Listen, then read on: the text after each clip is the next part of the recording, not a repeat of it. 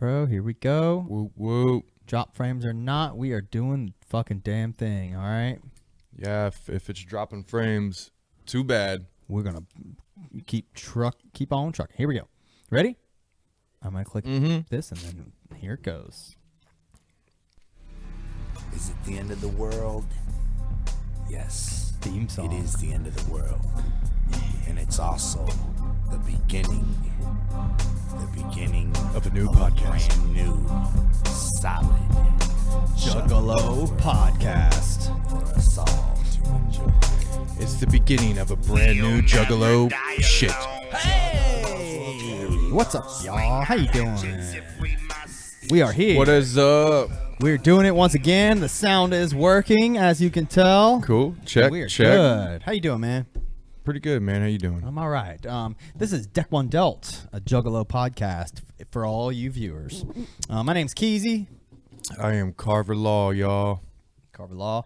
Today, we are going to be discussing the Ringmaster. All right. So, the Ringmaster is ICP's second Joker's card. Yes. One that I hold dear. we all hold dear. We tried to do this last week, and we had some technical difficulties, so we're doing it again. We're going to march on through, and we're going to it just gives us another excuse to listen to this fucking glorious album, honestly. Honestly, I could do a review of this album every day until I die. Do you just want to make our podcast reviewing the Ringmaster every week? Yes. Every time. I fucking love this album, Fuck man. yeah, man. Me too. So before we get into the Ringmaster, Carver's got to prep. You're good, man. And we're going to talk about a few things that have been going on in the Juggalo world, all right? Number one, the main thing I wanted to discuss, I made a couple notes on, was this Twiztid interview on Shade 45. They were on the Rude Jude show, whatever the fuck it's called. Rude Jude? See, I didn't know. Was it Shade 45? Yeah. Is it like affiliated? Yes. I had no clue. I don't know that Eminem actively participates in what goes on in the channel. I have no idea what his involvement is, but He's probably so far removed from. Yeah, he's definitely getting paid. Like Shade 45 is his channel. Okay. So Rude Jude, who is, for those that don't know, he's been he's been doing this show for a long ass time. I know nothing about him. I didn't know.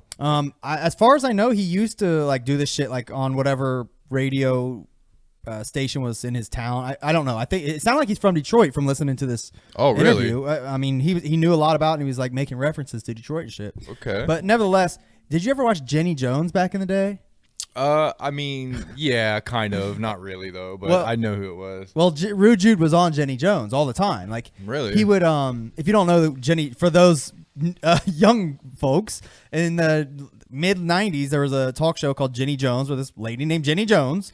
It was like a fucking Oprah type of situation. She would get people on her show, more like Maury. She would get people on her show and talk to them, and it was usually some fucked up families or shit going on. But I actually like Jenny Jones. Was she like a blonde, like a blonde white chick? Yeah. Blonde, middle aged, very boring, but her show was interesting. I liked it because number one, it came on the middle of the day, and they reran at 3 a.m. Okay. But it was always entertaining. She had some wacky shit going on, and this. I have a point here. There's a reason I brought up Jenny Jones. I just wanted to go on a Jenny Jones rant on this podcast. That's really it. Rude Jude used to come on there, and he would come pretty much roast people on the show. She'd be like, all right, let's bring out Rude Jude. He'd be like, oh man, look at your fucking head. He would come out. Really? Yeah. But he was so fucking funny. He was witty. When you knew Rude Jude was coming on, you were excited. You're like, fuck yeah, Rude Jude's on that episode. I'm mad I didn't know about this. Yeah, man. Watch some clips, man. He was really funny on there. But anyways, he got a radio show, and he had Twiztid on it. As far as I know, it was last week or the week before, maybe. But I just listened to it. Well, the Cliff Notes version, they said some pretty just weird things, I guess. That's to put it nicely. The notes I wrote down. Oh, they claim that Rude Jude flat out asked him, which I give him props. He asked him some shit, and they kind of tried to deflect him. He's like, no, but really, what? Why did you all leave Psychopathic? What happened? They're like, oh, it's just some bullshit. He's like, oh, what kind of bullshit? He it's actually digging. Yeah, he pressed him a little bit, and it kind comes out, and to be honest, they may have said this before, but this is the first time I've heard them flat out say it, that the reason they left Psychopathic was because they had a difference in opinion about the whole gang thing, and they did not want to sue the FBI. Does that sound fair? Like, is that what the idea you heard? It changes every time I hear something. I don't remember them saying anything like that. I remember them saying the FBI, the march and the FBI thing was blown out of proportion. It was just a publicity stunt. Yeah, I remember did say that. I remember them saying that stuff, but I don't remember them saying that's the whole reason why they left. When he was asking them why they left, that was like the reason they gave. Really? Like they try to say like, it was creative differences and this and that, but they immediately dive right into like that being like, they said they wanted to do one thing and we didn't agree. We had to, we split ways there. They didn't want to actively be part. Well, okay, they didn't want to sue the FBI, or they just didn't want to be affiliated with ICP because they didn't want to be affiliated with the whole gang label at all.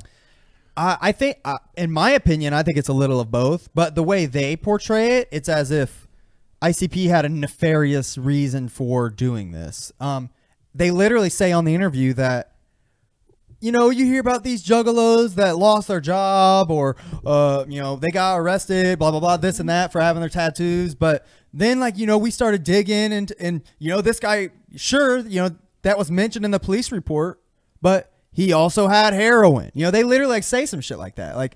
So they're really they started digging. Yeah, they're trying to say that ICP's lying for publicity. About the whole gang shit. They almost make it seem like the FBI never labeled them a gang. They really are like saying it like that. Yeah, that's complete horse shit. The funny thing about it is the way Twiztid is like composing themselves as of late for the past few years, they would fucking love a publicity stunt that size. Yeah. The march got huge coverage. Yeah. It was on all kinds of websites and articles, and and it got positive coverage. Yeah. It wasn't, an ICP gave a platform to everybody there. Mm-hmm. And you know how ICP was with Twiztid. They would have been like, yes, they would have put them right beside them. Twiztid would have loved that publicity. They're fucking that doesn't sound right at all. I agree. Why would they turn down that publicity? It's not because it's a publicity stunt and that's the only reason they didn't want anything to do with it. They would have loved that shit. Here's what I think. I think it's probably, it's almost definitely there's money involved somewhere, but that's probably part of it. Maybe they were already kind of a foot out the door, like wanting to do their own thing, and this was the thing that finally pushed them over the edge. But I think that they used it as an excuse. I think that they literally were scared of like this whole gang thing, and they really wanted to like distance themselves from it. Yeah, that's exactly what I thought. They were scared. I think they were scared, and they were just backpedaling, man. They were huge, and they were a huge integral part in actually portraying themselves as gang. They were huge of the writers. Yeah. They were part in the writers. Yeah. They were a big part of the whole gang label. I don't think it was honestly just ICP. That by the time they brought Twiztid on, they were completely out of the gang shit anyway. Yeah. They were in the cartoony horror rap at that point. There was nothing left, and then they got together and started parodying and tongue-in-cheek doing gang shit, and then Anybody Killa and Blazes, all that. They were gangster rap with a horror twist. Yeah, you're right. I think ICP was the furthest one from gangster rap on the label at that time. Yeah, I would back agree in with those that. days. They did say like another thing that annoyed me about them is like Jude was asking them like how they went from how they went from their start and how they met. He literally asked them like, how'd y'all get with ICP? How'd you meet with ICP? And like they talked about how they did a few shows opening up for them as House of Crazies, and then Jamie Madra, or one of them, I won't pin it on one because I honestly don't know, but they were literally like, yeah, and then like the dude from ICP liked our stuff. Like, They really said the dude from ICP. The dude from ICP. Yeah, they're trying to rewrite history at this point, it seems. Yeah. I mean, I don't understand what the fuck their like motive is, because they in that interview they even say like, you know, they address like the beef. Like Jude asks them, you know, he does a good job. I implore you to listen to it if you haven't. But they kind of shrug it off though, like, man, it's, you know, it's whatever, you know, they are doing their thing, we're doing ours, we're just gonna keep it moving, and we're just doing us. And you know, they pretty much just like brush it all away and act like they're just gonna keep pumping out fucking music. And like Jude even asked him like, well, the Juggalos are like a certain type of people, like, you know, what do they think? And he's like, you know, it's like mom and dad are fighting, you know. They literally say that. Wow, mom and dad. So they bring attention to the fact that they were apparently in a marriage, or they were close, but yet let's still call him the dude from ICP. Yeah, that really rubbed me the wrong way, like bad. As much, you know, as much as we love them and you know, supported them back in the, you know, late 90s and early 2000s. I mean, it was monumental support, and you know, what the Juggalo world, how we accepted them in, and they wrote it the whole fucking time, man. Yeah, you know, like, yeah, they had no problem riding that fucking wave, and they literally kept saying like, you know, it's still family or whatever, like we're still like, our fans are still Juggalos. And like, I mean, in all honesty, I don't think they fucking. I like to your point. I don't want to make this a Twiztid hate fest. It's really not about that. But I don't think they should really even be like addressing Juggalos at this point. I think they should just call them their fans. They're fucking Twiztid serial killers or whatever the fuck they want to call them. But they really need, if they're gonna go as far as to say the dude from ICP, you don't get to call yourself or your fans a Juggalo anymore. That's bullshit. Yeah, I'm sorry, Madrox and Monoxide, but you will never be able to wash the stink of Jay's dick from your mouth. It's never going to happen. You rode their balls all the way to the level of success you have. All your fan base started out as fucking Juggalos. Not one fucking person outside of the Juggalo world gave a fuck about you guys. ICP took you under their wing, put you to where you're at, and you fucked them over. Like that's just how I see it. It's cool. Like, I don't hate you. Do what you do. Like, I don't think anybody was mad that they left the label. Yeah. I didn't give a fuck about that. I completely understood. Cut out the middleman and get your money. Yeah. I agree with that. And they even acted like everything was going to be cool. And I even was like, all right, man, I get it. Whatever. Do your thing. I was like, fuck yeah, man. Like, they'll still be doing the gatherings. It's still cool. Yeah. Like, but no, man. You realize the true nature when things start surfacing. Mm-hmm.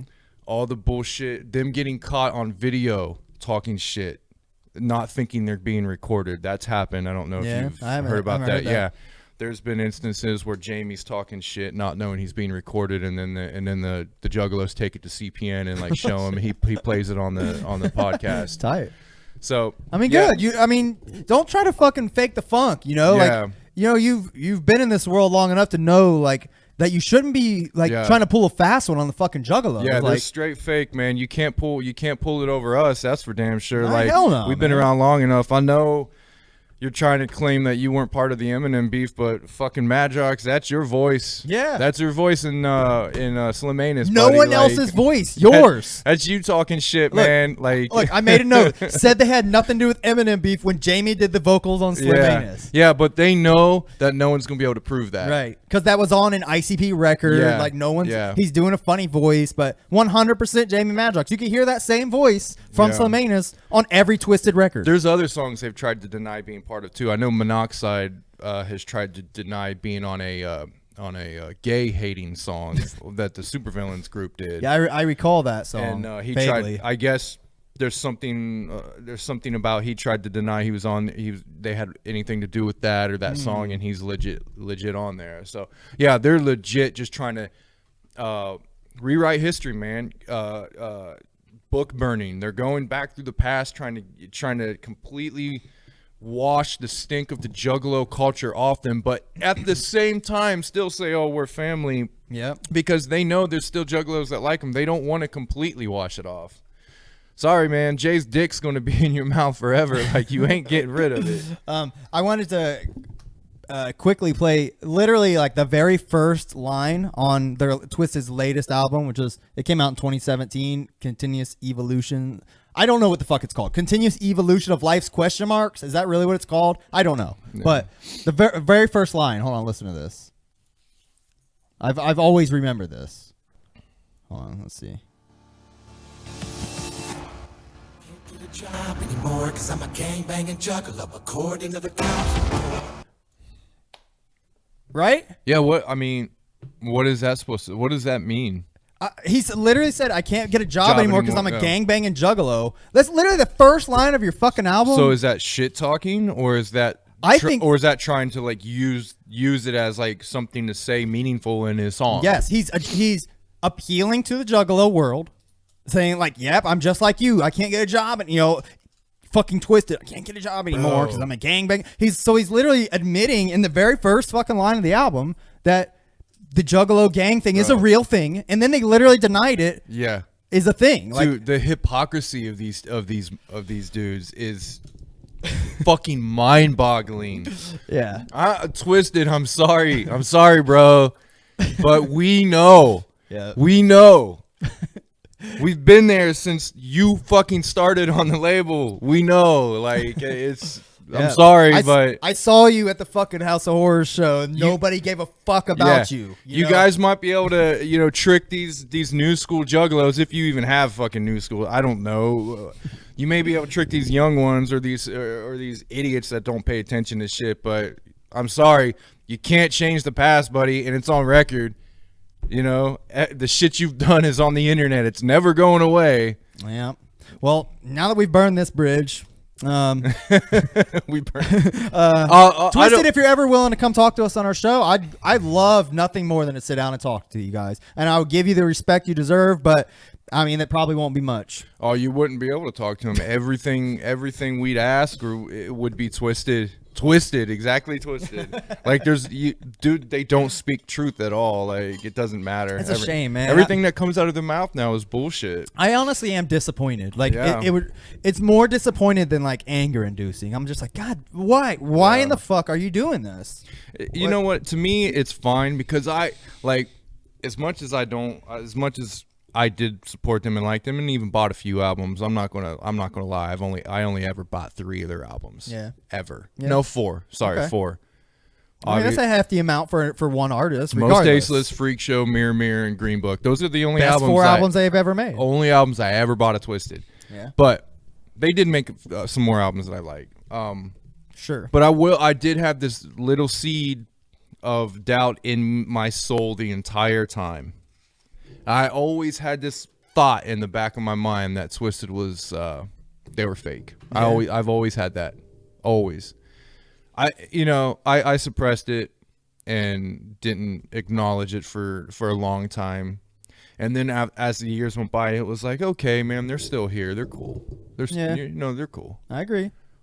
But man, you should have known from the moment they fucking left ROC in the dust. That goes to show their allegiance right there, how loyal they are. Yeah. Fucking, you're in a group with 3 people actively touring and doing shows, and then you're just like, peace the fuck out, bro. We're doing this thing. And then in that interview, they addressed that. Like, Jude asked them, like, what happened? What happened to the other guy? And like, they're like, oh, they deflect, and like, they're like, oh, we brought him with us. We came up and they came up. We brought Blaze. We brought ABK. They were our homies. And they literally, I'm not kidding you, don't even mention the ROC. Wow. Just wow. I mean, why is the ROC fucking loyal to them? Boys from back in the day or whatever, but you're really going to like let them keep doing you dirty like that, dude? God damn it. Wow. That's how it looks to us. I mean, regardless of what it really is, that's how it fucking looks to me. I will say this. ICP and Psychopathic are not perfect. No. Jay is not perfect by any means, but he never, ever on record denies the shit that he's done. Yeah. He never denies starting the bullshit with Eminem when Eminem never really did anything. Yeah. They started. ICP basically started by saying, fuck your flyer, and then going on that radio station and playing Slim Anus. Yeah. They don't deny it. They talked about that during that Vlad interview. That's where I got that information you just said. One thing that's interesting about that, though, I don't know I think their timelines might be a little jacked up anyways, because the way I remember it, then again, I wasn't knee deep. Well, I was knee deep in it, but I'm not fucking Violent J. I thought they were friends with Howard Stern. I assumed the beef went down like this. Eminem went on Howard Stern. Howard's like, hey, like, what about ICP? You like those guys? Because Howard likes ICP. He knew Eminem was from Detroit, and Eminem was like, nah, fuck them. Like, it wasn't Howard Stern. I think it was a local place in Detroit. Really? Oh, yeah. okay. I was but that still may be true. It's just a different radio station. But then I assumed it was after that they did Slim Amos. Yeah, they did Eminem said or did something that prompted them to make that song. Okay. And then they played it on the radio station. And then the day after, Eminem came into that same radio station, and the radio station was like, here, look what ICP did. Okay, yeah, and played it in front of them. So I guarantee you Eminem probably wouldn't have took it any further if they never would have done that song. Like ICP they were zoning. They were in the zone at that era. They were like, fuck it. They didn't care, you know. They were on top of it. They were like, fuck this dude. And Twiztid was all about it, man. They were all fucking about it, trying to act like. Yeah, in the interview, they're literally like, he's like, what about the Eminem beef or whatever? And they're like, oh, no, we had nothing to do with that. That was all them. Yeah. They literally say that was all them. I can see Madrox not really being part of it because, honestly, he seems like a scared bitch. Like, I'm not going to lie. He seems like sorry, Madrox, but you kind of seem like quit apologizing to him, you man. kind of seem like I don't know, man. That's Eminem. Because you from the same city and shit. You say that shit to his face? That was I just said monoxide, right? You said Madrox. Sorry, monoxide, scared bitch. Oh, I'd say it to his face. I don't give a fuck. Even if he could, even if there might be a little inkling he could beat me up. Seriously, doubt it. But here we're talking about fighting. I know. I love and it sucks, man, because I really do like Monoxide. I think he's a pretty good rapper. Yeah, I think he's actually one of the best out of the entire Psychopathic crew. I would agree with that. Even but more so than Madrox. Madrox is kind of corny the way he raps. Monoxide had his lines had more weight to him. Yeah. Anyway. I agree. Monoxide, I think you're a scared bitch. You probably didn't want to have anything to do it. Madrox was so easily led around like a fucking dog that he just jumped on whatever. He was like, they were like, hey, Madrox, get on the mic and say something about it. Oh yeah, sure. And he just jumped right on. Madrox didn't give a fuck because he's that like the Fudge Packer. Yeah, he was that easily controlled, honestly. Yeah. And that's what I totally think it is. I think Madrox is the bitch, Monoxide's the leader. Yeah, I got you. Yeah, for sure, man. Well, but I'm sorry, guys. Let me apologize again. I'm sorry. I didn't want this to be a Twiztid hate fest. Yeah, it's not. That was never our goal or intention. But fuck no, man. But, like we talked about this before the show. Like we truly don't want to like sit here and make this podcast like always shitting on Twiztid or anything like that. Like we're not really trying to put out that vibe, but we had to address this particular interview because we're keeping it real. Yeah, it does kind of hurt. I mean, that the shit they backpedal with that interview, man. We'll have to say something. It was frustrating. Yeah, I've tried to keep my mouth shut and not pick sides, and I'm still not going to pick sides. I've picked from day one. I picked ICP's side. They've always been it's just them. The constant. Twiztid was always the sideshow. I never. Whatever. Twiztid's the sideshow. No one ever says Twiztid in ICP. Yeah, but I still, I don't know, man. I'm sorry. Have you ever talked to a juggalo that if you ask them like what they like to listen to, they're like, yeah, I like Twiztid, I like ICP. No one has ever done that, I don't think. No, I've heard juggalos say I like Twiztid and they don't like ICP. Yeah, I've heard of that too. That's been going on since day one. Those people are just liars. They just can't. They just all that it is they want to like ICP, but like they're embarrassed about it, so they say they like Twiztid, but they secretly listen to ICP. So to all y'all, I know you. I know your game. I've been in this shit for too long. I will say, this album, it's green, so sorry, the green screen, but this is the original Green Book. Yeah. The original pressing, I have it. I love this album. I was listening to it the other day in a car. I can't deny it. I love this album. That's Twiztid's magnum opus, I think. Yeah, I honestly love that think album. so. That like they were a group to create that album. You know what I mean? Don't get me wrong. Most Tasteless, Freak Show, in my mind, are classics, and I will bump those forever. All three of those albums, and Mirror Mirror. Honestly, I have a lot of nostalgia for that album. Most Tasteless sounds the closest to an ICP CD, like an ICP Yes. sounding style that they ever got. Yes. Then Freak Show, they took it a little step above, and it sounded pretty good. And then Green Book, they just found this perfect mix. Yeah, they level out, you know. So Yeah. yeah, Mirror Mirror was way experimental on some shit, Yeah. but super dope. So it's a lot. Anyways, we're not getting into Twiztid not review, gonna take it away from Twiztid, but Yeah. guess what, Twiztid? You will never be the status ICP is. You had your place here, Yeah. and it's filled Yeah. filled up with just more ICP now. Even in just the eyes of the music world, you will never ever rise above ICP. I know you're in your own lane and you're like, fuck ICP, we're gonna do our thing, but you will never rise above ICP. You will never be a household name like ICP is. Yeah. It doesn't matter how good of rappers you are compared to them. It doesn't matter how good your music is compared How to many them. Rude Judes you go on? It doesn't matter how many festivals you guys do. You'll never be what ICP is. They will be in the Rock and Roll Hall of Fame. You guys won't ever get close. So I'm sorry. Wow, It's just so how it real. is. That is so real. God, that's real. I mean, Twiztid in the Rock and Roll Hall of Fame. No. Give me a fucking break. Never. ICP is doable. I agree. All right, man. Well, now that shit's out of the way, let's start listening to Ringmaster. You want to do that? Fuck yeah. I've listened to this album over the past week. I've probably listened to it like 5 times. I've been rocking out to it quite a bit. It's a glorious album.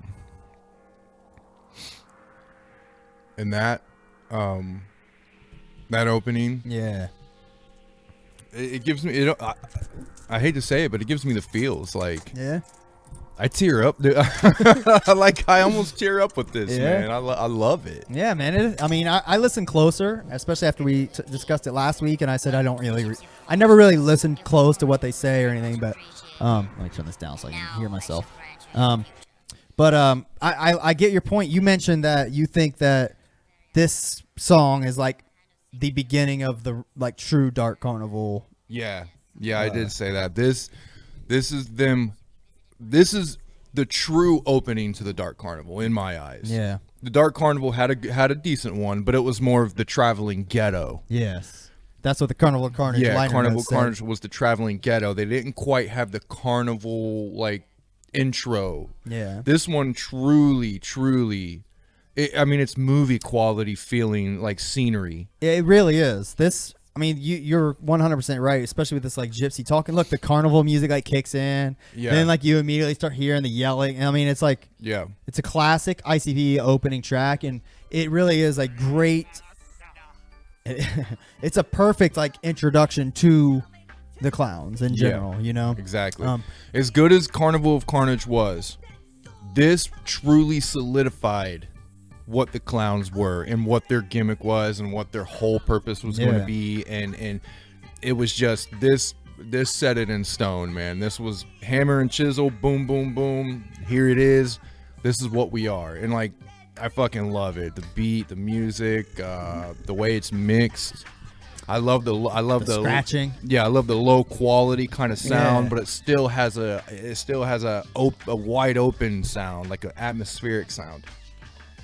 Yeah, I really I listened to it with a different ear after you mentioned that to me, or mentioned that last week.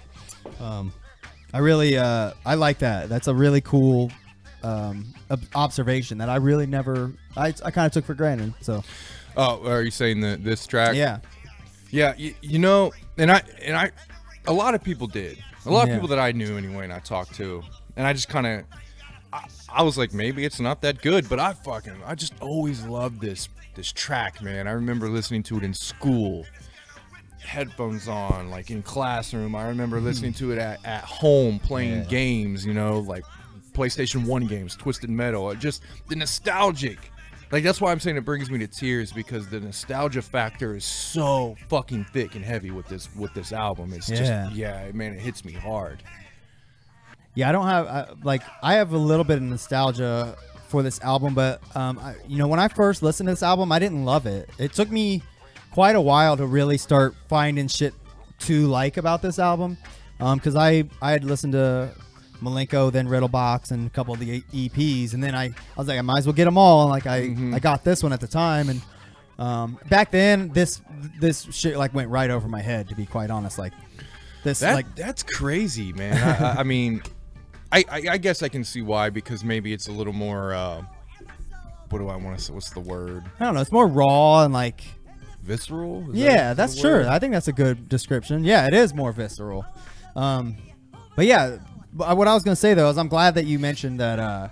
That this is kind of like a good introduction because, doing this podcast with you, you're kind of bringing to light some shit to songs that I've heard 100 million times over the last 20 years, and like I hear them with a different ear after talking to you about it. So it's really cool. It's been really fun doing that. Yeah, that's fucking awesome, man. I'm glad.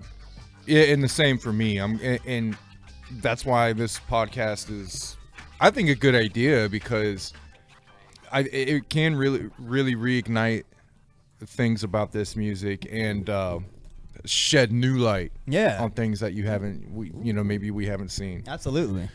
Yeah. Wax Museum, man, just fucking classic. Maybe the name throws people off, and if you haven't really opened your mind to that, and if you smoke or something, fucking smoke and just listen to that, man. Like when you're zoning, when you're peaking, just get into that, hear that shit. It really does paint a fucking beautiful picture of a fucking carnival carnage. So you mentioned that this, to your point about this song, especially being an introduction, you mentioned that this Joker's card is like, it should technically be like the first Insane Clown Posse Joker's card, Yeah, that's what it feels like to me. It really does. Like, because they finally figured it out. They finally found like this is the gimmick. That track lays it out quite vividly. This is what you're in for. Fucking here goes. And then it dives right into fucking Murder Go Round,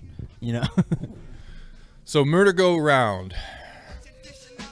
This song, I've played so many fucking times. I know almost every. Like I said, I'll probably stumble on a few words, but damn near every fucking word, I could probably rap it all the way through.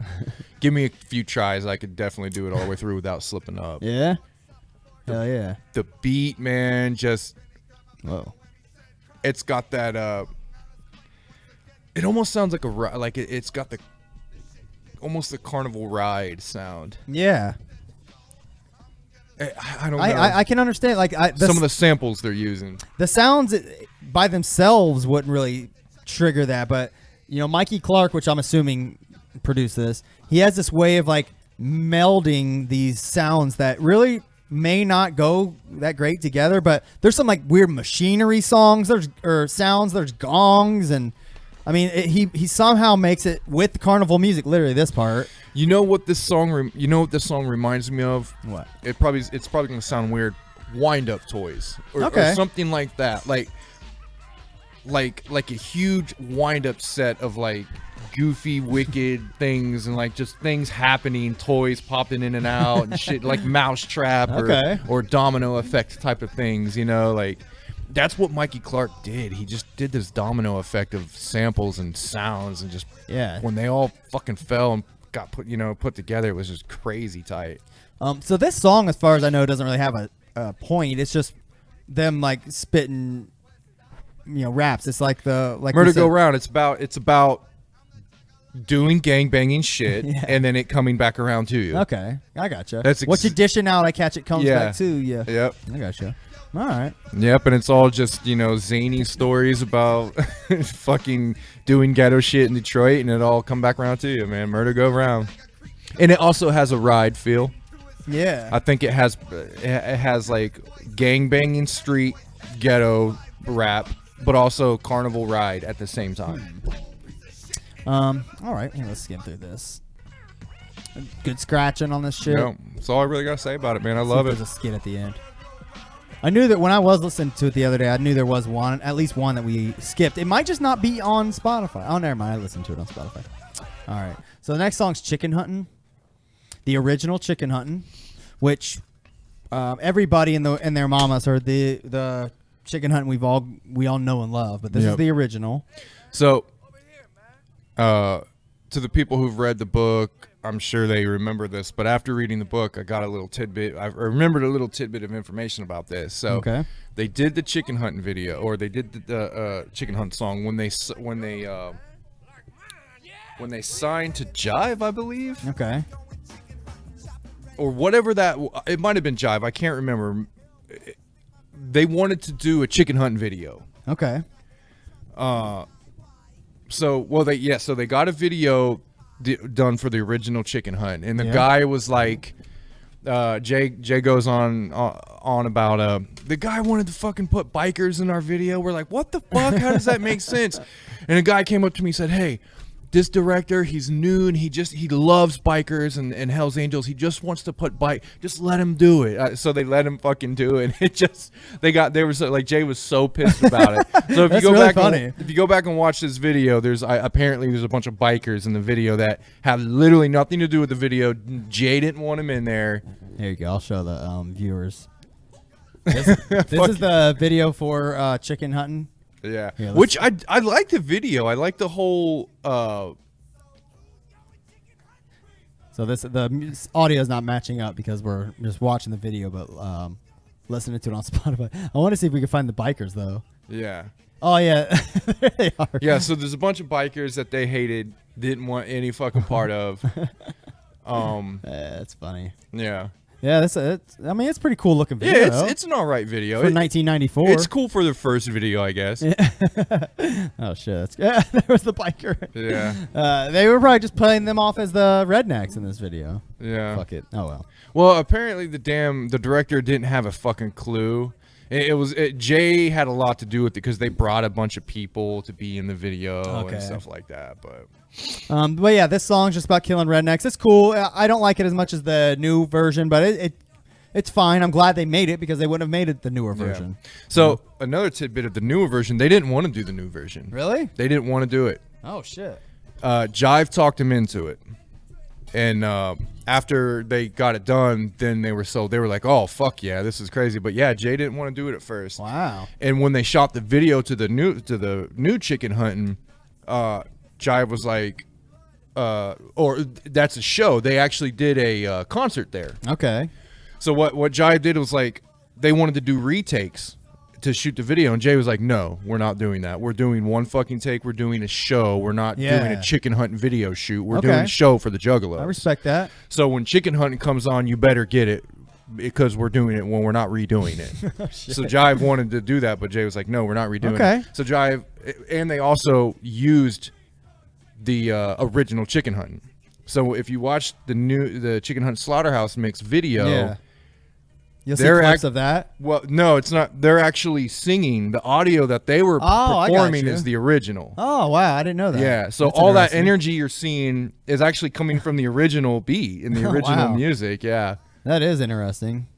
Yeah, because this song is not what you would call like a very energetic or a live hype song, but the new version obviously is the most crazy song they've done. I just thought it was funny that they didn't want to do that. That is weird. But yeah, this song's funny as fuck. It's an ICP classic, you know. But the original version, it's forgettable to me. Not my favorite on the album. Yeah, my favorite part of the original is the mandolin breakdown. Oh, okay. I want to learn how to play that. That would be sweet. All right, so next song's coming up. It's Mr. Johnson's Head. This is another song. This is a storytelling song. Yeah. So what I remember. Okay, so this song to me is one of the first story songs that displayed the Jay's storytelling. Yeah, his knack for storytelling. Absolutely. I think this was the one that, and still one of my favorite storytelling songs he's ever done. Honestly. Yeah. Yeah, it just had like. But this, like, I can only imagine being an ICP fan from the beginning and then actually hearing this song. Oh, but yeah. I'm like, okay, because there was Wizard of the Hood and stuff, but there was something more simple, but more to this beat. Okay. To this song, Wizard of the Hood, there was a lot going on, you know, but this one was simple, cut to the chase. But it still expanded more, you know, on the lore.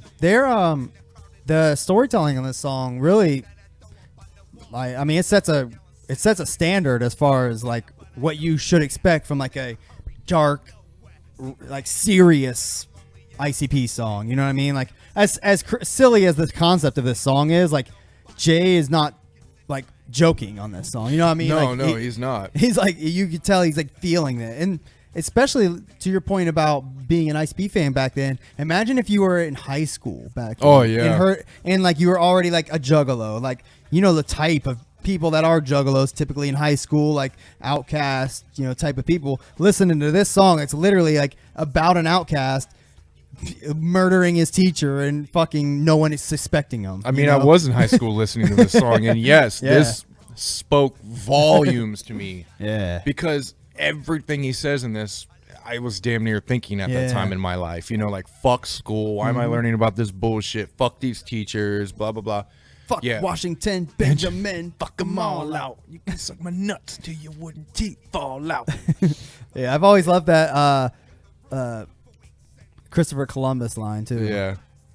Yeah, man. He's nothing but an old dead fuck with a compass. Yeah, it's just great. Ran up on a beach and threw everybody off. Yeah, I mean, Then they claim discovery. You know what's crazy is like, and now we all applaud. He was saying that shit in 1994, and like, just now people are starting to get hip to like Columbus being a piece of shit and like not wanting to celebrate Columbus Day and shit. Yeah. Like 25 years later, which by the way.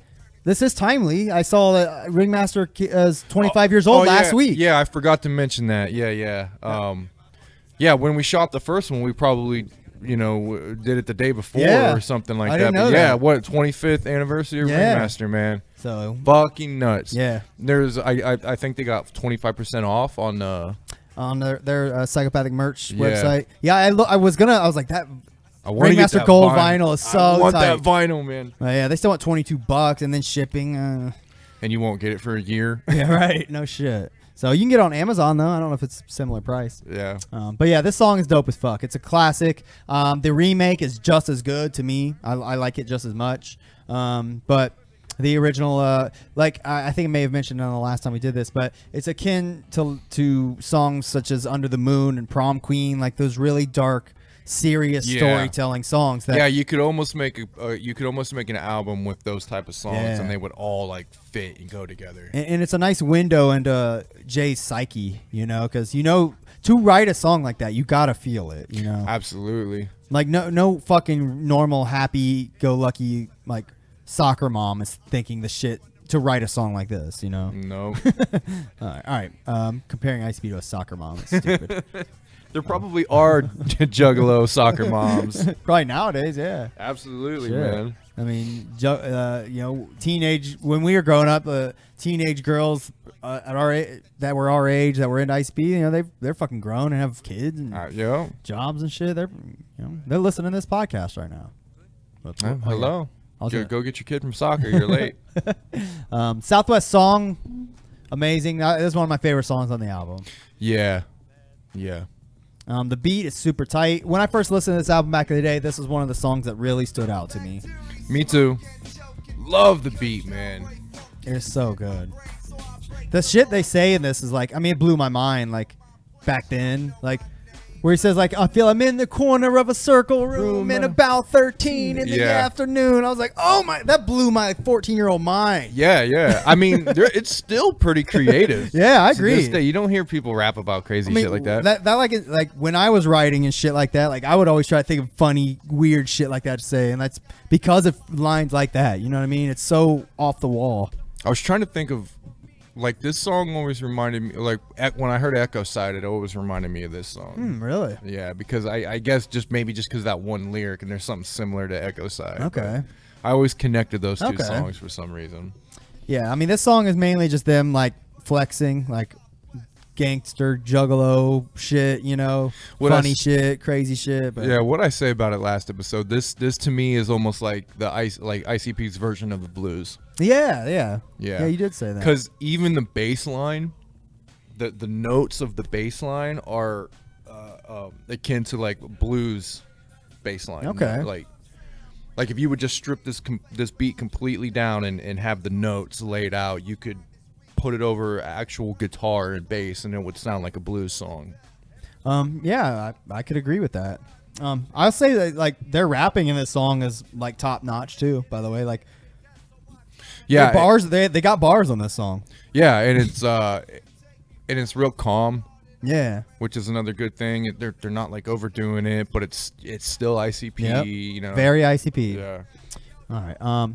There we go. This is my favorite part. Me and the Grim Reaper, best of friends. He's only hanging around waiting for me to die. Shot a game of pool. He's not a bad guy. there goes that line. 10 in the afternoon. All right. Let's check. Jay sounded pretty damn beefy back then. Yeah. Like, he sounded mean. Yeah, for sure. I mean, he was built for a while back then because he did work out because he wanted to wrestle. Like, they always did the wressling thing on the side. Yeah. So, like, you could tell he had that kind of beefy sound to him at probably this time frame. Yeah. Yeah, that was skit at the end. That was super funny. A good one. Get Off Me Dog. Great. That's a Shaggy solo song. Shaggy flexing Yeah. for the first time, right? I think so. Like on a solo track? Yeah. I think so. There's really nothing on. The shit he says in this song is crazy, man. But sting your chin. I've never heard that before. Yeah, I didn't know what the hell this song was about for the longest time. I mean, obviously, I assumed it was like he's telling people to leave him alone. Yeah. But it's like, what the fuck kind of way are you sting? Yeah, sting your chin is definitely one. Sipping on a blunt, puffing on a 40-ODO. I mean, we've all. This is true wordplay. Yeah, absolutely. I was gonna say we've all wrote these songs where like you write a line and then just kind of play off of it. Yeah. Like it doesn't make sense necessarily, but it's just a fun next thing to say. You know, that's seems like what he was doing on this song. He was just probably scribbling in his fucking notepad and decided to drop this, and it was tight as fuck. You know. Yeah. I mean, this is one of the better songs on the album, I think. Yeah, he goes off on this shit. Yeah. I could do a whole episode breaking down like every line of this song because like the economy of words, like the choices of the exact words and phrases he uses is so unique and like no one's ever said this combination of words. You know? Yeah. To me, it was this song's an example of what Shaggy has that Jay doesn't have. Yeah. What's that? Like just the way he's rapping in this, what Shaggy displays in this, Jay doesn't really do, or I don't think can do. Like Shaggy has this way of not being present in his raps, but like just saying like just funny thing, because Jay is like real present. He's like, I'm here, I'm telling this story. Okay. Shaggy's more of a let me sit in the background real quick, but give you these funny thoughts, and I don't know. I get what you're saying. I imagine it being like, I think Jay's more like a technical like writer, like he writes and perfects his verse probably, but Shaggy probably like just writes some shit down, like it's dope right off the bat, like what Chris does. You know what I mean? Yeah. Like honestly, that's how I see it. Yeah. He's talking about one of our buddies who's an incredible rapper. Yeah. But yeah, I bet you that's what he does, man. Because I mean, some of the shit he says, even on like the brand new album, Fearless Fred Fury, the one song he's like, and motherfuckers like me or motherfuckers like you ain't motherfucking right, dude. I'll fucking fight you. Like he just he drops like 10 F-bombs within like a line. Like no one's writing that to try to be technical. He's just like, it was tight to say it, you know? Yeah, Shaggy probably is the one take guy in between the two of them. Like, exactly, with writing and probably recording. Yeah. There's definitely been a lot of verses throughout the years where Shaggy, you could tell it didn't fucking give a shit. Yeah. He was just like, whatever. Yeah, just go listen to every verse he dropped on Black Rain. Yeah. Oh yeah. That was yeah. I mean, he borderline like ruined that album. now there was I think that coincided with the with his drinking, his heavy drinking era. Yeah, you might be onto something there. I don't know for sure, but I think Jay said something about that around in the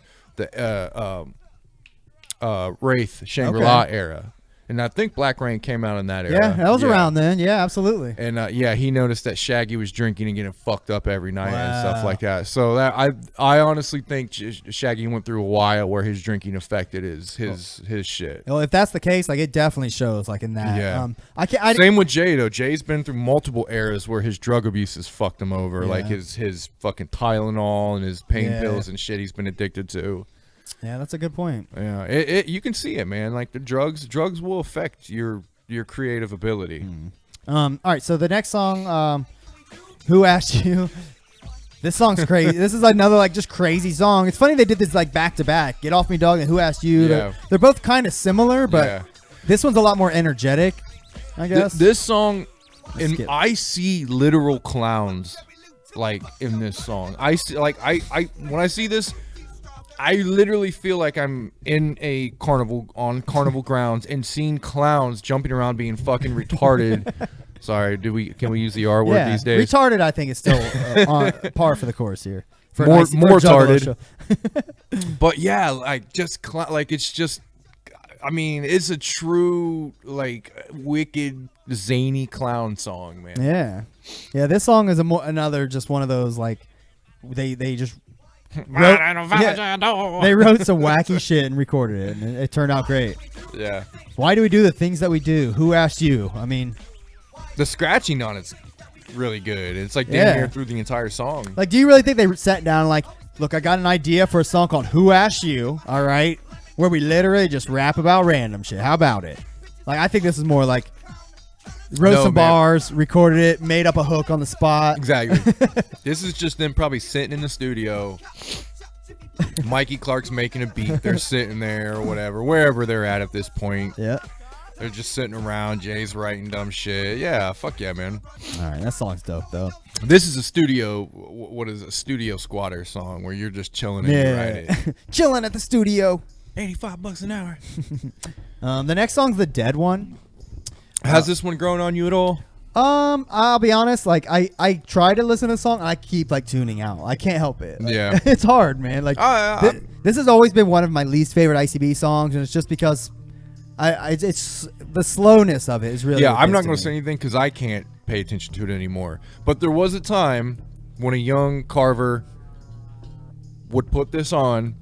And it would speak volumes to me, and it almost creeped me out. And I'd be sitting in my room or something late at night, high, getting ready to go to sleep, listening to this shit, and just putting me in this atmospheric, weird, bizarre state of mind. So, I definitely had my moments with this song in the past.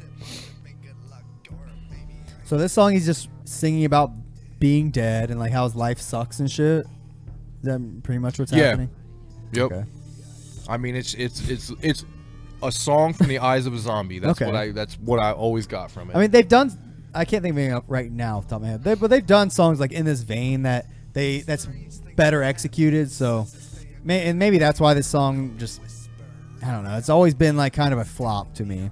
But yeah, you know. Again, I mean, I don't. To be honest, I don't skip it. It's just one of like this is how much I love ICP. This is one of my least favorite songs. I still don't skip it. Yeah, it's fine. I mean, it's okay, but. If you love ICP, I'm sure it's 4.5 minutes of this. Yeah, many people probably agree. It's just not a.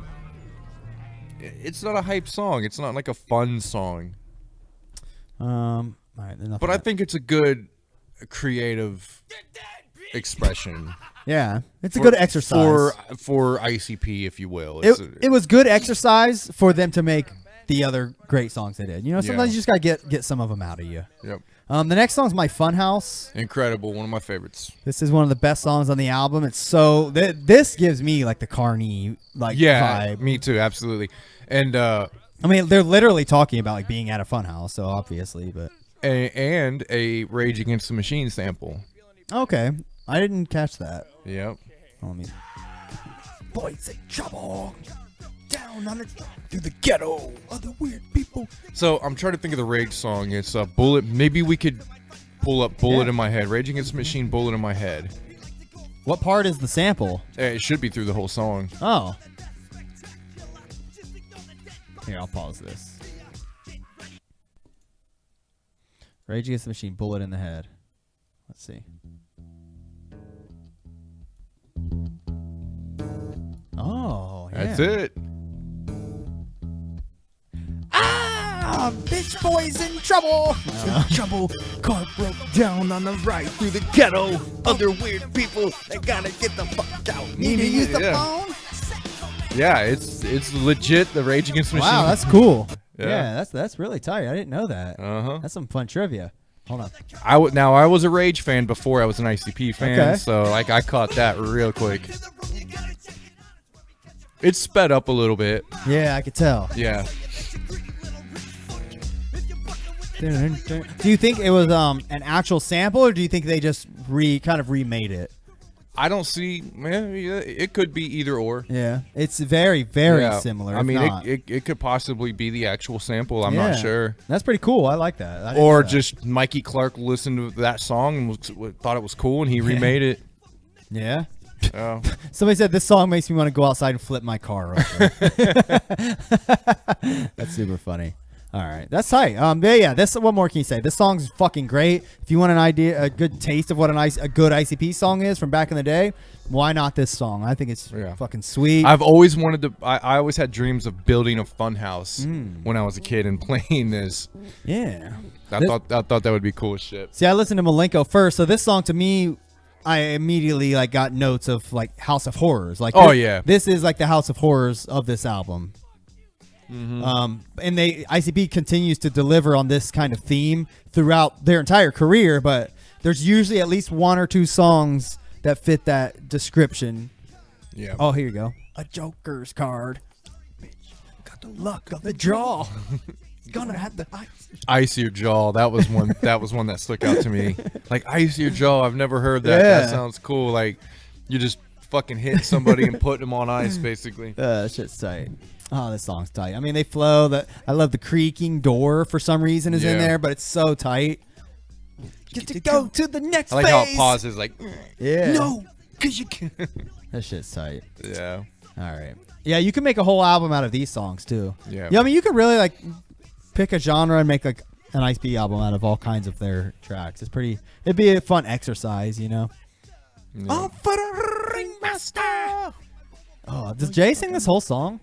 Yeah. Cause you're a big gut. That's what you get for it. Cause you're a big gut. He rhymed pitchfork with get for it. What you're good for.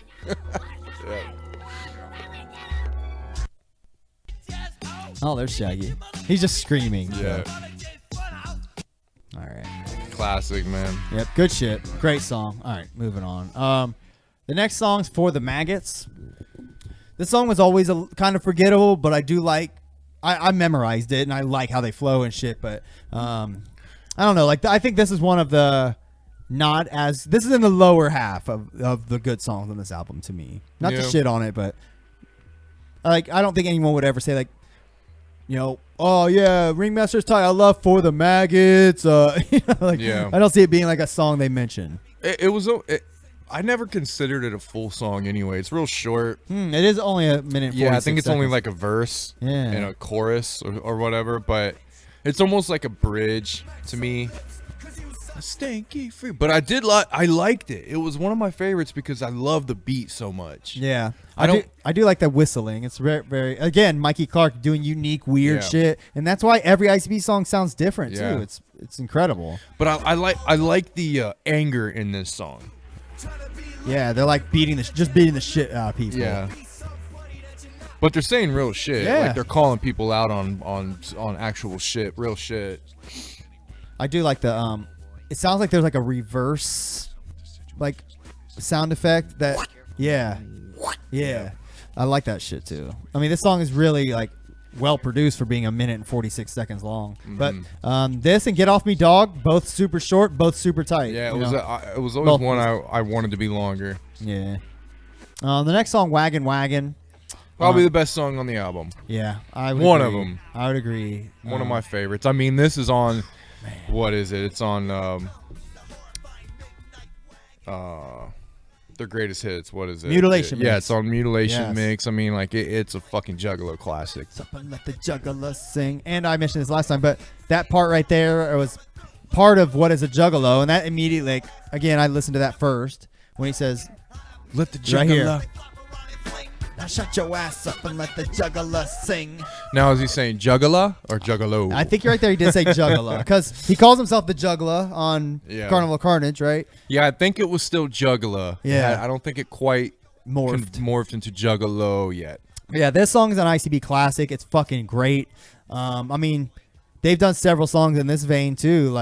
This song's all about what happens after you die and shit. This could easily be the song for this album. You know what I mean? Yeah. The about the ring. Every album has a theme, what happens after you die and shit. And this song talks about that kind of shit. It's the wagon taking your ass to fucking the afterlife. Super catchy. I do recall when I got Forgotten Freshness, I think in the liner notes on that, it talks about how Hey Vato is like the, I don't want to say original, but like the B-side of this song. Like, you know what I mean? Like, I think it has some very similar like beats and shit. Hold on, let me play that real quick. Okay, so they made Hey Vato and then scrapped it and said, let's take this beat, redo it somewhat, Yeah. and then actually make a.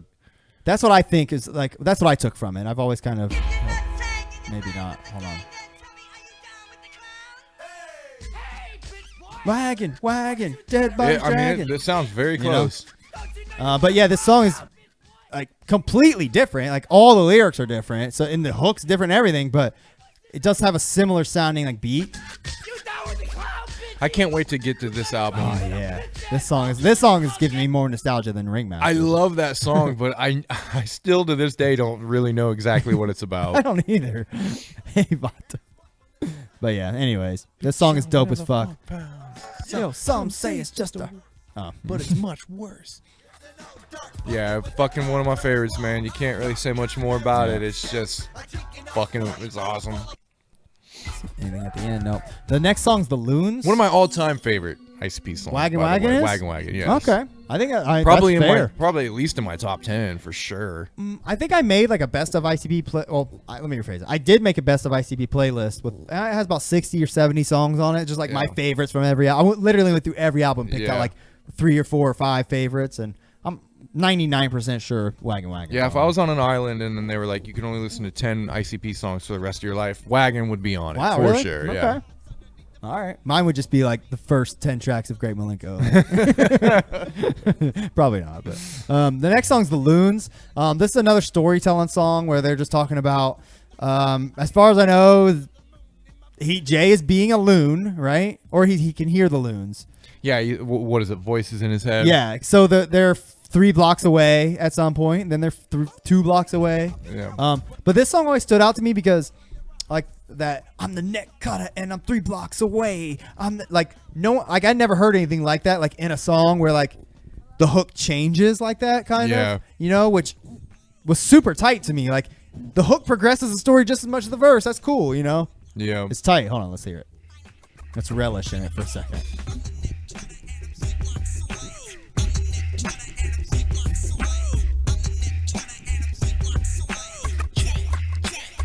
Violent J.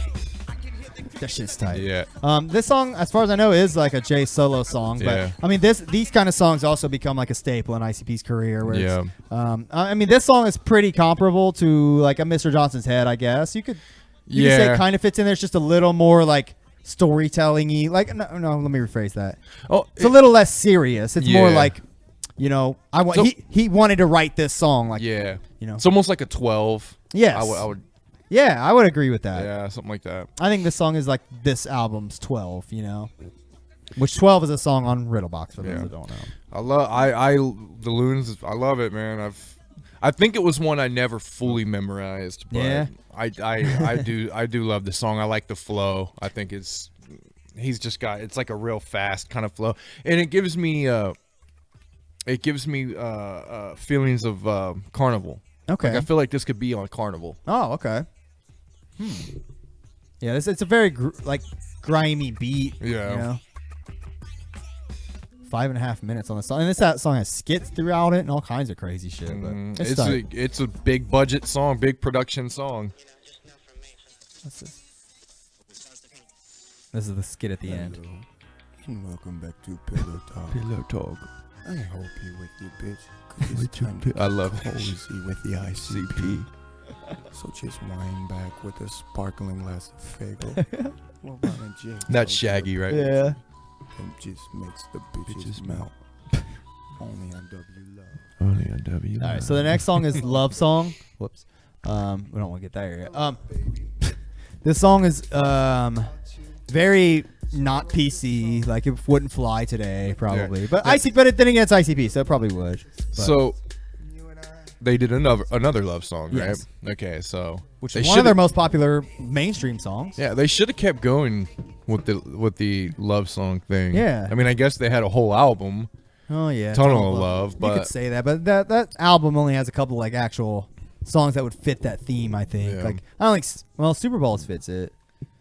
Ninja doesn't, I don't think. No. But it's a great song. But nevertheless, love song. This song's just literally like them trying to like clown and be like R&B type guys. You know, it's a silly song, but I think it's funny. It accomplishes what they wanted to accomplish. Jay says some really fucking crazy shit in it, like as far as take the curl out your nut hair. I always thought shit like that was crazy.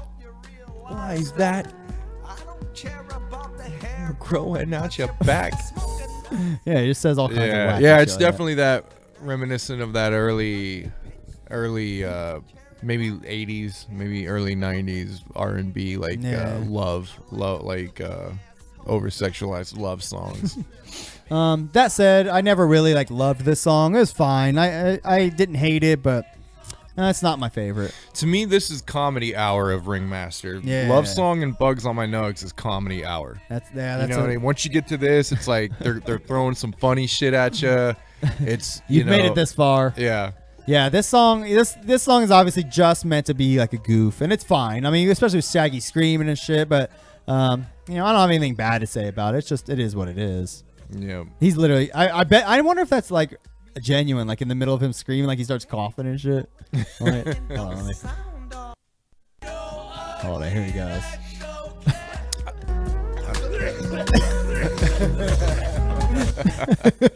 That might be, man. I hope so. That's so funny. It's the other. I mean, like, before, like this might be like their first like bitch song. Did they have one on Carnival? Well, Black in Your Eyes, if you want to call that a bitch song. Redneck Ho. Oh, okay. Yeah, I guess so. Yeah, they kind of got in a habit of, after this too, like every album kind of has a bitch song. Yeah. And I think a lot of artists kind of do that. It's kind of annoying, but whatever. This is fine. All right, moving on. I don't want to keep going on and on. Because Bugs on My Nugs, one of the best songs on this fucking album. One of the best songs, period, again. I mean, just classic, funny ICP, not giving a fuck. We're saying the most outlandish shit possible. Yep. And the flow, though. Yeah. The flow, though, man. And I do it at the drop of a dime. And I get the scabies almost every time.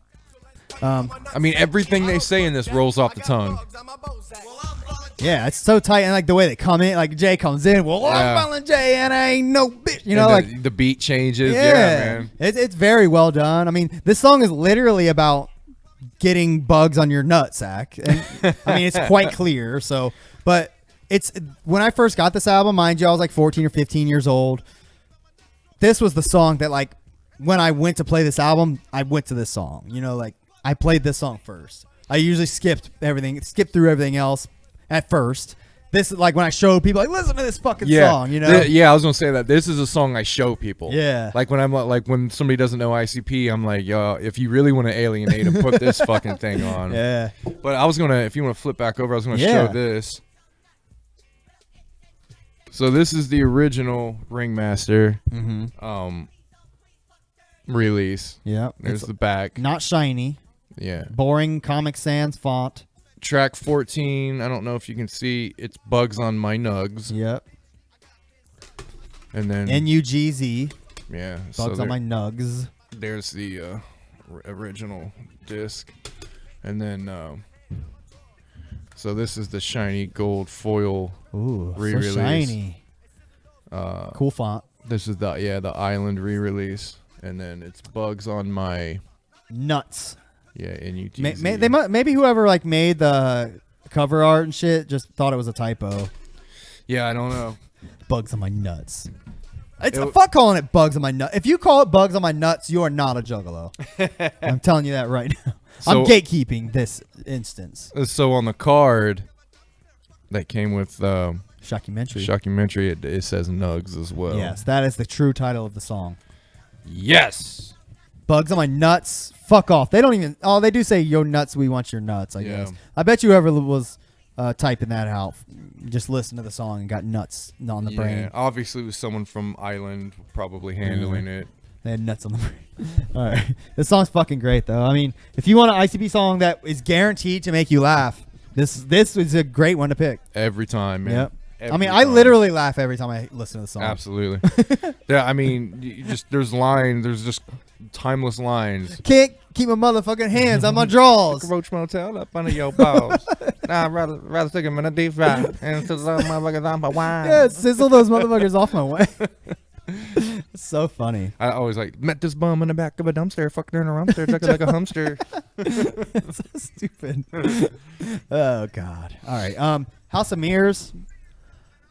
I love this song. God, I love this song. This song I think is their tightest rap song on this album. Yeah, I was gonna say this is probably one of the best ones on the album. Yeah, this song is this is another one of those ones we talked about where it's kind of like a carnival attraction. Exhibit, yeah, another attraction song. Yeah, which God, I love the attraction songs. Me too. Man. I want to make I've never done it, but I want to make an album of all the attraction songs. We'll make a Deck One Dealt Spotify playlist, and we'll make that shit because somebody has to if they haven't already. They need to you saw in the Fearless Fred, the new shit that they're coming out with, basically playlists. Yeah, they need to do that. Yeah, that would be cool. Make a fucking ICP attraction, whatever. Like the actual carnival.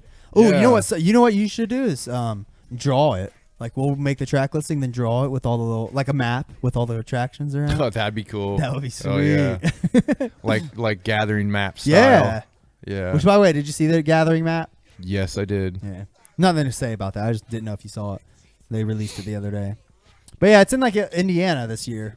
I know, man. It's not too far, man. It's not too far. I wouldn't mind going, but Indiana's fucking they're strict, dude, with their drug laws and they're. Oh, I don't know if somebody was fucking around, but somebody posted on one of those Juggalo Facebook pages that there's no smoking on the grounds. I don't know, dude. I wouldn't doubt it. Fucking Indiana is trash, man. Ooh. Yeah, I'm just kind of I do want to go, but you're probably gonna have to smuggle your shit in, get you a balloon and fucking smuggle your shit in up your ass or something. Stick it up your booty hole. Yeah, up the booty hole bug. But yeah, I don't know, man. Okay. Well, House of Mirrors, dope ass song. It features Capital E, who was he on Taste on Carnival Carnage? Yeah, I believe it was Taste. Because Greasy was Beverly Kills. Yes. And then Capital E. Yes. But yeah, this song's super dope. The whole song, the attraction is, you look at your reflection and it shows you who you really are, and it's kind of like a scary thing, they talk a lot about Richies and bigots, and which a lot of their attractions kind of feature those kind of characters. Yeah, it's always reflections of yourself. Halls of Illusions, Terror Wheel, Amazing Maze, even. Which is, I think Amazing Maze is an underrated one. Oh, Amazing Maze is great. Yeah. I love that fucking song. Me too. Except now it's tainted. It's fucking got Jamie Madrox all over it. Just kidding. Just kidding. I still love his part on that. Oh, yeah. All right, but yeah, this song's dope. I don't know what more to say about it. I could suck its dick all day. I will say this. I like the broken glass sound. Yeah. That is on point. Again, Mikey Clark, thank you. Yeah. You're the fucking shit for doing stuff like that. There's all kinds of twinkling and glass and listen to this. And I don't know what that is. That sounds like an organ maybe. But that is Carney all the way. That reminds me of Carnival. It's almost like a little whistle. Yeah. Like a little piccolo or something. I like this. This shit's catchy. Yeah. Here comes Capital E. He comes in hard too. He rips it. Why ICP should let you live. Yeah. He's like, hey Jay, or where you going, bitch? Crash that or bash that shit against the wall or whatever he said. Yeah. Where you going, bitch? Oh, one thing I do appreciate. I hate when people feature an artist and they ignore the subject matter. You know what I mean? Especially on a song like this, where there's a subject, there's a topic. We're rapping. Our verses are little stories. But my point is, Capital E sticks to it. He does a great job of integrating his verse into it. I know as the years went on, they ICP stopped caring so much about that. But I guarantee you, in this era, at this point, Jay was no, he wouldn't let that shit slide. You're rapping about the content, or you're not on the song. Yeah. Well, one song that stands out in particular that I always think about when I think about that is whatever that one song they did with Bushwick Bill, it's out there. I can't remember. It's fucking me up because it's on here. Hold on, let me play it real quick. So I remember the one that Twiztid did with Bushwick Bill on Green Book. That's the worst song on there. Yeah, I agree. This was on Psychopathics from Outer Space 2. Hold on.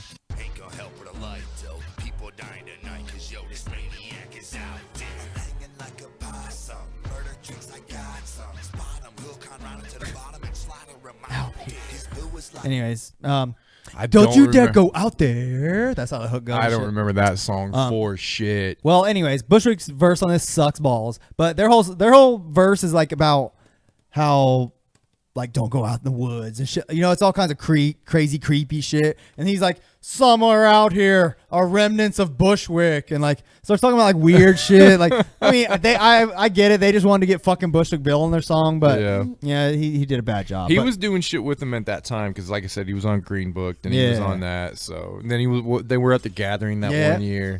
Yep. And what was it? Was it ICP during that Vlad interview? I think they were talking about how they were proud that they got the Ghetto Boys back together. Yeah, that's pretty tight. They that's literally like their proudest moment. Yeah, their proudest moment. Yeah. I mean, they love the Ghetto Boys. Yeah. I will say, if you want a good like out in the woods type like song, like I can't remember what it's called, but Jay literally, I like playing in the woods at night. I can't remember what that's off of. That's on. But that's a pretty good song. Either I like playing in the woods at night. It's either Eye of the Storm or it might be on that like the Gathering of the Juggalos sampler or some shit that they had. I know what you're talking about though. That song is tight. I want to say it was on like Death Pop. Really? Like the B-sides. Oh, it may have been. Yeah, look, it might have been on this Mikey Clark. Yeah. Emporium. Which this is a fucking killer like album. You need to listen to that shit. I've listened to it, but I don't remember much about it. Oh, that shit's. I love that. I like it better than the actual album. Really? Yeah. Let's play in the woods. This song is tight. Yeah, the beat's nice, and Jay says funny ass shit the whole time through it. That song is tight. Yeah, it's a good one. All right, wrapping it up, man. The last song, Ringmaster's Word. It's the weirdest song on this album. But the beat, I've always loved the beat. Yeah, like, the beat's incredible, but I think that's just really what it's there for. It's for you to just jam an outro to the album, just to jam out to. Maybe at that time they were still like doing shit for like DJs. You know, like here's our album. There's a song you can play. You know, the last song for like a DJ. Maybe that's what it was. That's possible. Yeah. Yeah, it's interesting. Like it has like these clips from some old timey sounding movie or something. Which I love. I love. Yeah, when they do that shit. I've always loved when they do it every single time, and I wish they did it more often these days. But Old Evil Eye probably spawned from like Mikey Clark doing that. Yeah, they've done it on so many songs too. But yeah, like I don't know if I'm guessing this voice is supposed to be the Ringmaster, but he's not saying anything pertinent to his lore or anything. He's just literally like saying, "Strike my heart." Like a vampire. Strike my heart. Yeah, it might have been from like Dracula or something. Who knows? Yeah, but yeah, it's cool. I mean, I love how it sounds. I could just jam out to this for a while. You know. Yeah. Nothing much to say about it though. It's fine. I did mention that it's interesting they put this song at the end of the album when this seems more like a second track kind of feel, but the intro track for Ringmaster is kind of an intro and that song all in one. Yeah. Which this is kind of before they got into the habit of kind of splitting the intro skit from the intro song, which they continued making a staple from this album forward. Yeah. And I think we decided that last time we did it that this album didn't necessarily have the greatest ending song like ICP have come to do, like great album, cappers, like, just finish off home, Pass Me By. Yeah, and then I think I asked you, I was like, well, which one do you think would have been the best out of the songs? Let's see. I don't remember what I said. Let me see if I recall. I believe I said the song I would pick out of this album to be the final song on the album would be Southwest Song. Yeah, and that's the same song I picked as well. That song is like right in the vein with like I'm Coming Home or When I Get Out, you know, shit like that. Yeah. Like, I mean, Pass Me By is a little more serious for ICP, but I mean, I think Pass Me By is like the greatest end song they've ever done, one of the greatest songs they've ever done, honestly. But yeah, like that kind of set a standard, and then they did like Nothing's Left and shit. But I think Southwest Song would fit in there with more of the earlier ones like that. Yeah, absolutely. Yeah, man. I mean, even "Joke Your Mind" was a good like final track for Beverly Kills. Yes. You know, I think we agreed on that. What was the final track on Terror Wheels? Amy's in the attic. Yeah. Which I don't think the sideshows necessarily count as much. They don't need to have like. They don't need to have such an incredible ending song on the sideshows. I agree with that. But you know, they usually still do. Yeah, they're they don't need to, but they usually still do. No. What was the end? What was Tunnel Love? I think was it? Oh yeah, it's When I Get Out. When I get okay, yeah. When I get out, I'm headed straight to the stove.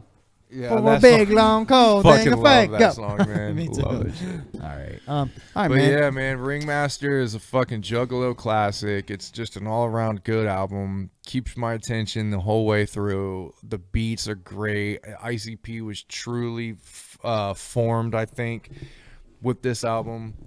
You know, Carnival Carnage was like, let's start this. Let's do this. They didn't really know. I mean, it's a great album, don't get me wrong, but they didn't really know exactly what the gimmick was, I don't think. Yeah, they even said that during one of those Vlad interviews clips. Like Shaggy was, like I said, they get their timeline kind of mixed, but Shaggy was like, yeah, I think we didn't even start painting our face till like Beverly Kills or something. And Jay's like, no, it was sooner. But yeah, he seems like, I don't know. They seem like they don't agree on some of that shit. Yeah. One thing I did find interesting about watching that interview, especially, I think you told me like Jay looks just looking down a lot, but it seems like it's funny because it happens to all of us when we're talking to somebody and like they just start cutting you off and like talking about what they want to talk about shit and like you kind of just let them. So it seems like Jay's just kind of like waiting his turn to talk. Sometimes he's like.